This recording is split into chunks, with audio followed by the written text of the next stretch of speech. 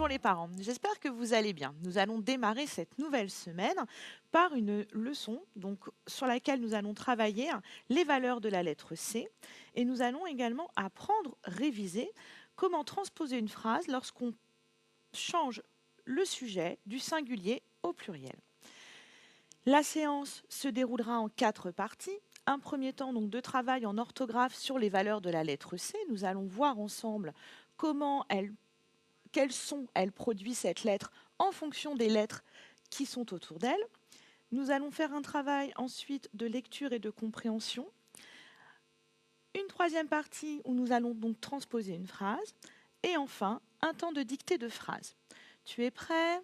Bon, maintenant tu as l'habitude, ton cahier est prêt, ton stylo, parfait. Alors on y va.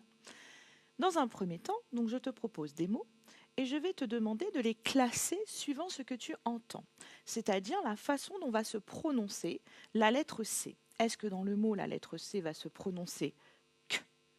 Attention, tu te souviens, quand je mets des lettres entre crochets, c'est l'alphabet phonétique international. Ici, c'est le son K. Je te mets ici la petite oreille. Ou bien, est-ce que la lettre C se prononce S? Je vais te laisser un tout petit peu de temps pour me faire les 4 premières. Donc, tu lis bien le mot et tu réfléchis à la façon dont la lettre C se prononce. Vas-y.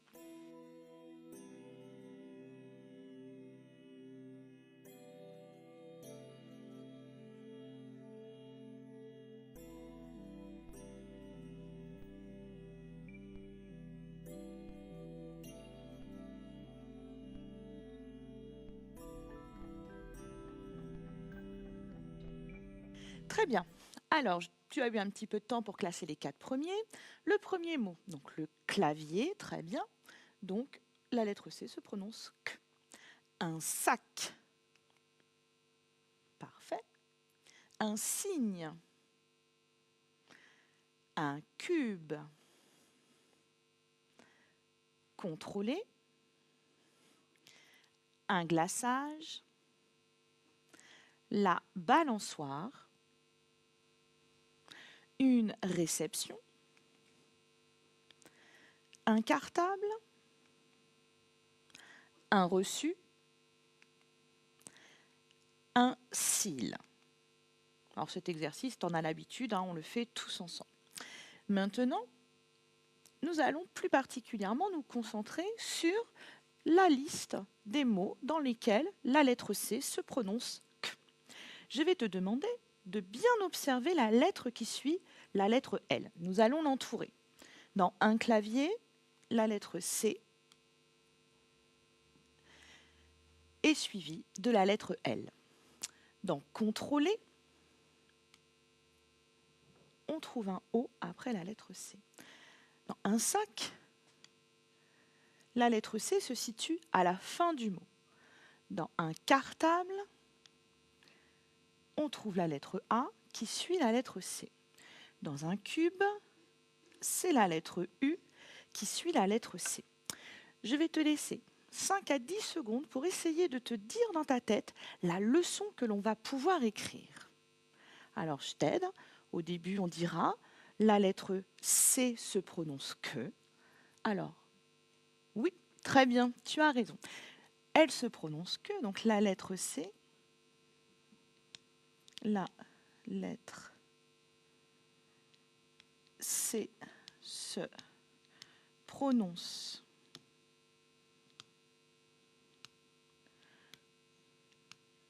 que. Alors, devant les voyelles,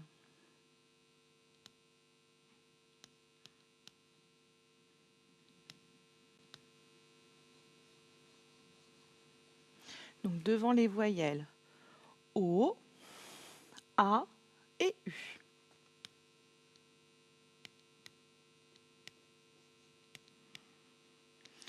Elle se prononce également K devant une consonne.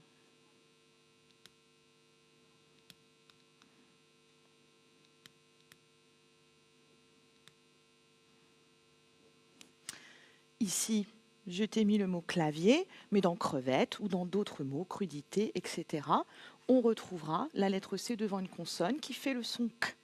Et enfin, à la fin excuse-moi, bravo, tu avais repéré la petite erreur que j'avais faite en écrivant une consonne. Bravo, je te félicite. Et du coup, la lettre C donc, se prononce que à la fin d'un mot.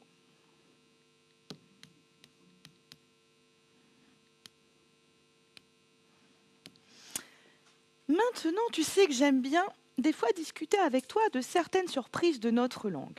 Je te propose ces 3 mots.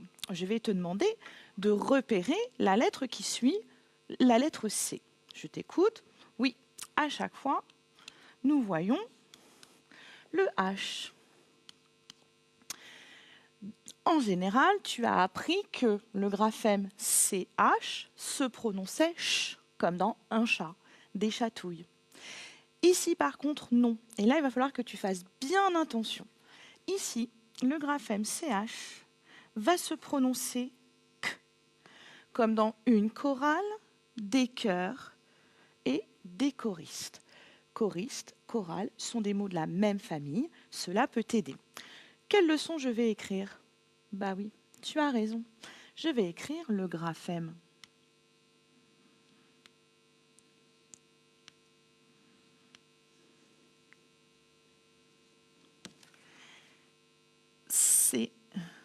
CH. Parfois, dans certains mots,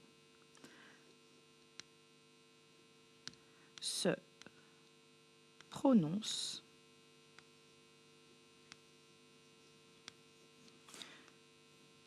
K.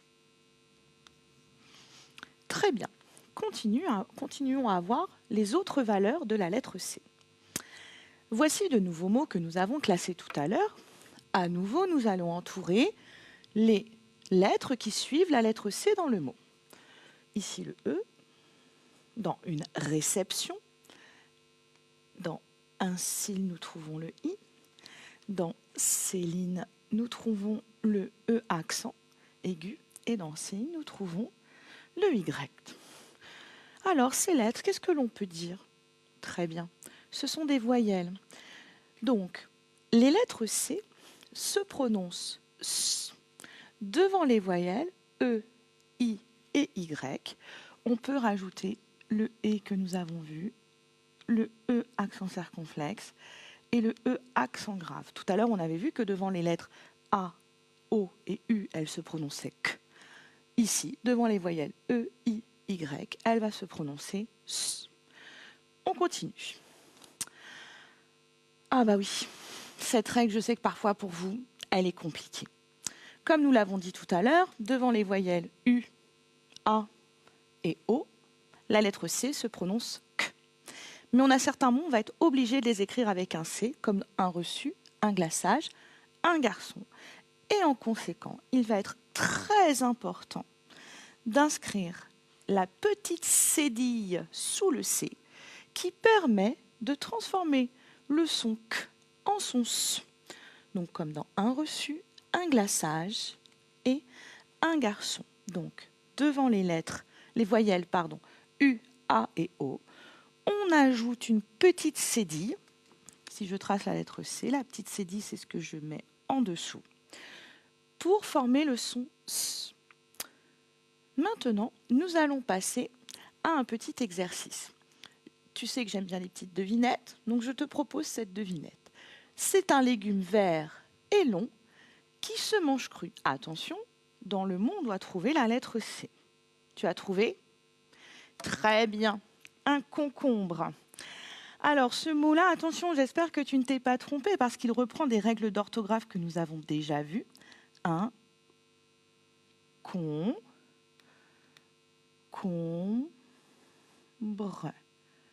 Oui, tu avais bien pensé à écrire OM pour faire le son ON, puisque après, on avait la lettre B. Très bien, continuons. Métier d'une personne qui tient un commerce. Attention, ici, le nom commun que je cherche va être de la même famille que commerce. Réfléchis bien, essaye de le dire dans ta tête. Très bien, un commerçant. On y va, écrivons-le. Un co. Je t'ai dit que c'était de la même famille, donc du coup, le début du mot va s'écrire de la même façon puisque c'est le radical. Et ici, qu'est-ce qui va se passer? Eh oui, parfait.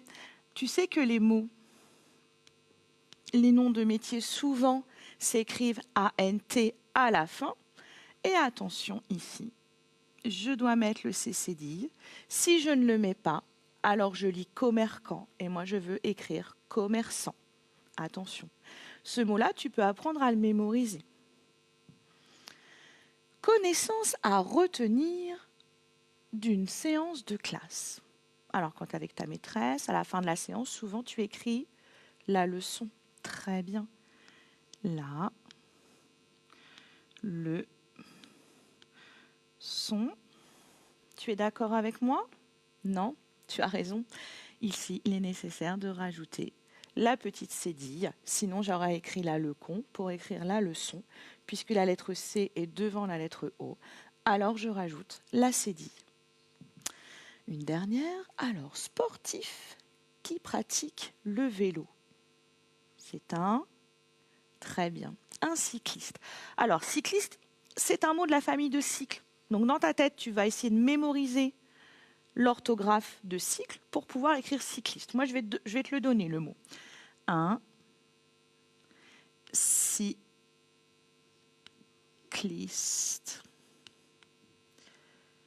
Ce qui est un petit peu compliqué dans ce mot, c'est qu'au début, la première syllabe s'écrit CY.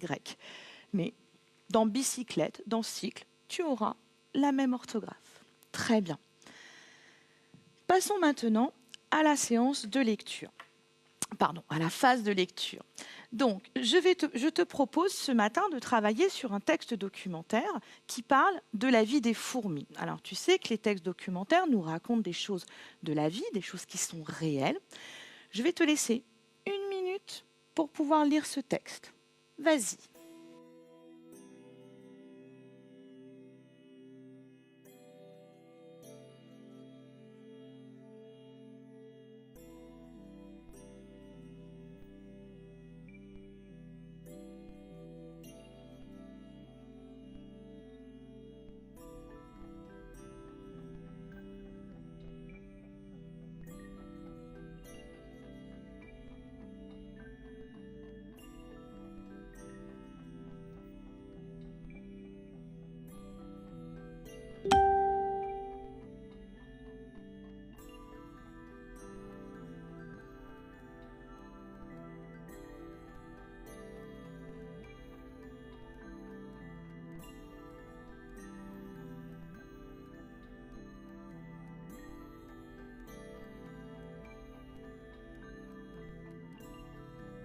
Très bien.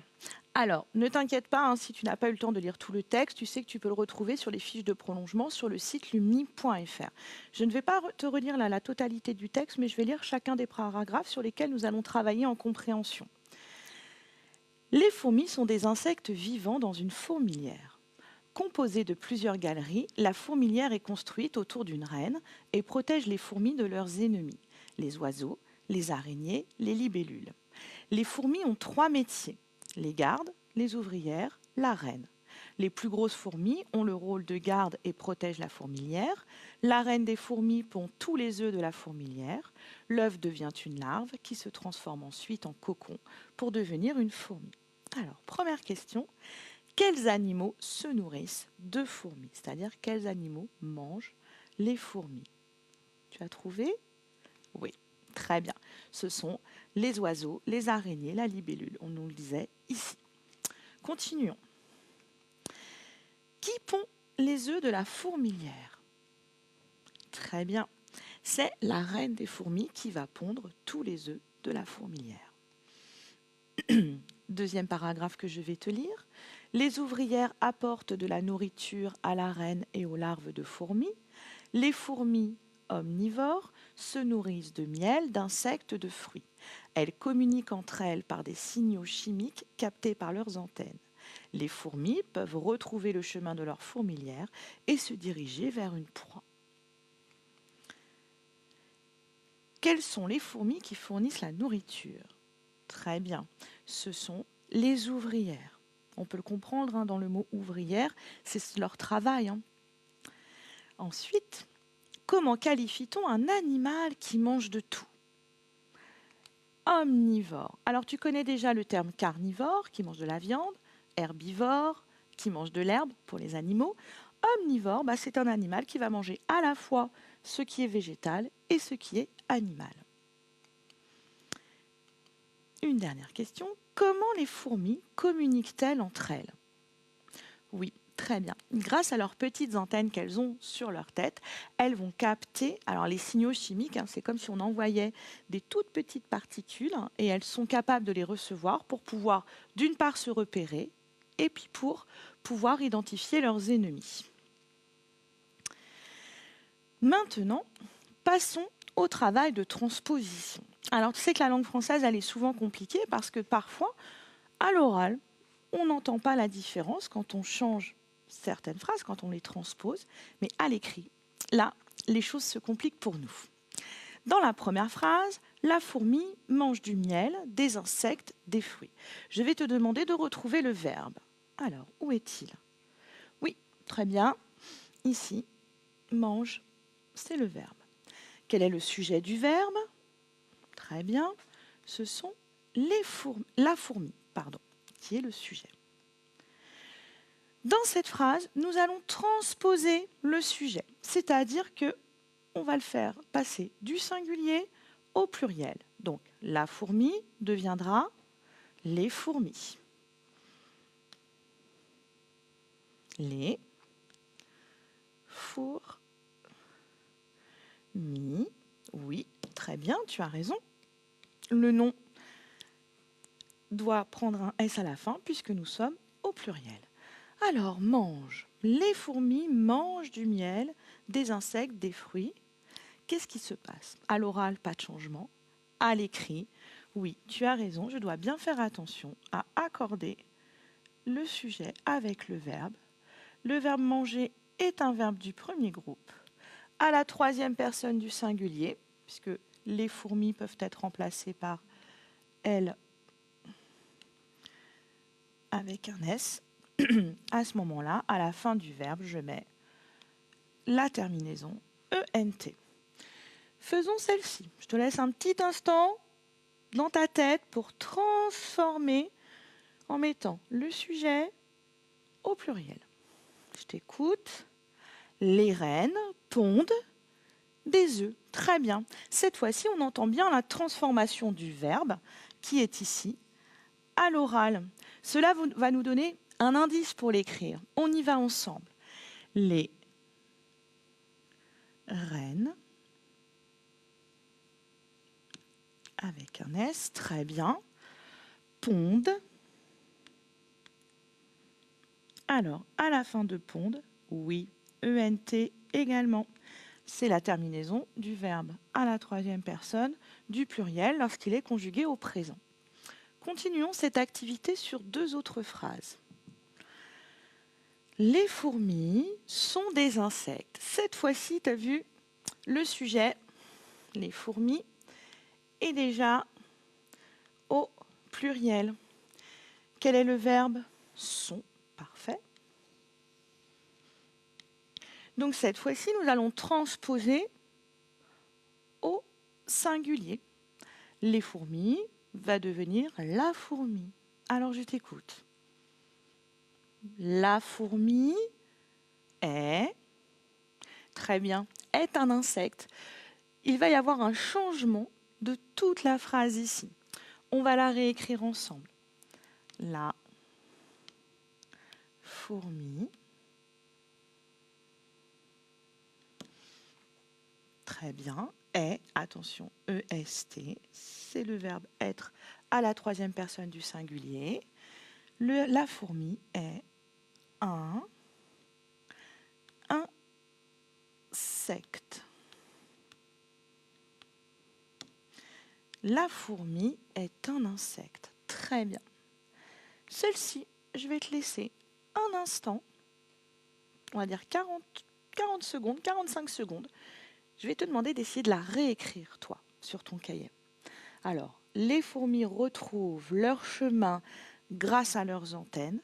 Tu vas transposer la phrase. Elle doit commencer par la fourmi et tu vas continuer tout seul. Vas-y.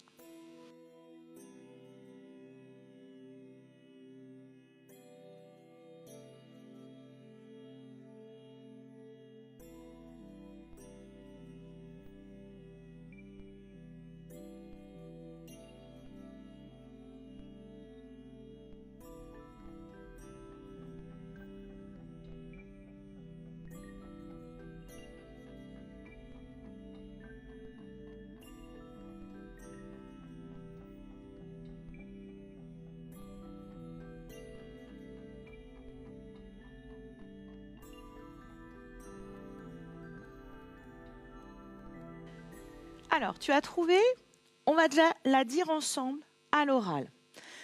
La fourmi retrouve... Alors, est-ce qu'on va dire retrouve? On va dire la fourmi retrouve leur chemin? Non, tu as raison. La fourmi retrouve son chemin grâce à ses antennes. Très bien. On va écrire tout cela. Donc, la fourmi retrouve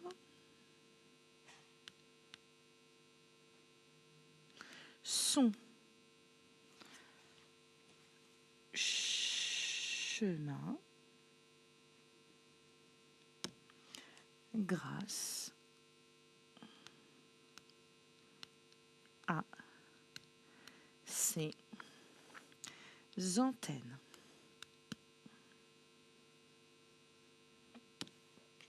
Voici. Continuons maintenant par un petit exercice d'application. Donc, je te demande de retrouver le verbe conjugué qui convient. L'été, les moustiques piquent. Est-ce que je vais l'écrire comme ceci ou comme ceci? Je t'écoute. Très bien. Pique avec à la fin ENT, puisque c'est bien la terminaison de la troisième personne du pluriel. Les moustiques, je peux les remplacer par un pronom personnel, il, avec un S. Deuxième phrase, le chat ronronne sur le canapé. Est-ce que je vais l'écrire comme ceci ou comme ceci? Très bien, tu as trouvé? Tu me dis pourquoi? Bah oui, tu as raison. Je vais l'écrire avec un E à la fin, puisque le chat, je peux le remplacer par il, sans F. Il est à la troisième personne du singulier. Continuons. Les détectives enquêtent. Très bien. À nouveau, donc, le verbe enquêter au présent s'écrira ENT, puisque ici, les détectives, je peux le remplacer par il avec un S. C'est un nom commun au pluriel, et du coup, le verbe s'écrit ENT à la fin. Les abeilles butinent. Très bien. À nouveau ici, ENT, puisqu'il y en a plusieurs. Attention, cette fois-ci, je peux le remplacer par le pronom personnel, elle avec un S. La grenouille coasse. Très bien. Coasse avec un E. Ici, la grenouille est au singulier. En conséquence, le verbe s'écrira avec un E à la fin, puisqu'on est à la troisième personne du singulier. Bon, alors, ces petites révisions, il va falloir les garder en tête. L'année prochaine, au CE2, ça va être important. Continuons. Alors, nous allons travailler ensemble maintenant sur la dictée de phrase. Je vais te la lire. Notre dictée, elle reprend la dernière notion que nous avons vue ensemble là, sur la transposition. Alors, je te la lis, t'écoutes bien. Les fourmis vivent dans une fourmilière, elles portent des antennes et pondent des œufs. Je te la dicte. Les fourmis vivent. Les fourmis vivent dans une fourmilière. Dans une fourmilière.